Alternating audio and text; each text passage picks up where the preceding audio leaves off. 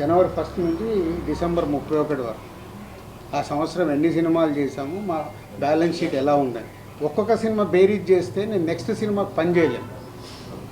డిస్ట్రిబ్యూషన్లు అన్ని సినిమాలు కొంటాం, ఒక ఫ్లాప్ పడిపోతుంది, చాలా డబ్బు పోతే నెక్స్ట్ డే ఫ్రైడే అయిన తర్వాత సాటర్డే నాకు ఎనర్జీ కావాలంటే ఆ నెక్స్ట్ ఇయర్ ఉన్న సినిమాలు, బ్యాలెన్స్ ఉన్న సినిమాల మీద ఫోకస్ చేస్తాం. కాబట్టి దాంట్లోకి వెళ్ళి ఒక సక్సెస్ వచ్చినప్పుడు బ్యాలెన్స్ షీట్ చెక్ చేయాలి. నంబర్ ఆఫ్ మూవీస్ చేస్తున్నప్పుడు ఒకటే సినిమా చేసామనుకో మీరు అడిగినట్టు నాకు రిజల్ట్ మీద డిపెండ్ అయి ఉంటుంది. బ్యాలెన్స్ షీట్ చూసినప్పుడు ఆ ఇయర్ టోటల్ ఎన్ని సినిమాలు చేసాము, ఎంత నష్టమా లాభమా అక్కడే డిసైడ్ అవుతుంది. నో షాక్ ఉంటే నేను సాటర్డే మీ ముందుకు రాలేను కదా. రౌడీ జనార్దన, ఎల్లమ్మ రెండు రెడీ అయిపోయి, రెండు ఆల్మోస్ట్ ఏప్రిల్ మేలో టేక్ ఆఫ్. ఇదే కాదు చెప్పలేదు ఇంతకుముందు.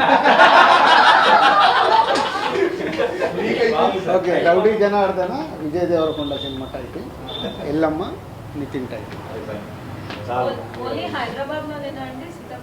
No everywhere, world wide.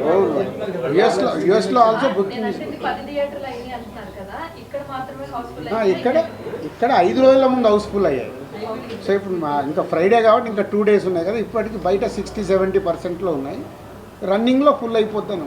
మొన్న సంక్రాంతికి వస్తున్న సినిమాకి క్లోజ్ అయిపోయిన థియేటర్లు కూడా ఓపెన్ అయ్యే సినిమా గురించి విన్నాం సార్. అయ్యాయి మరి ఆ థియేటర్కి ఇస్తారా ఈ సినిమా? అంటే అది మళ్ళీ నా ఏరియా కాదండి, అది కింది వరకు ఎవరి దాళ్ళు, అది డిస్ట్రిబ్యూటర్ చూస్తాడు. ఎక్కడ వేస్తున్నారంటే మాకు ఇన్ఫర్మేషన్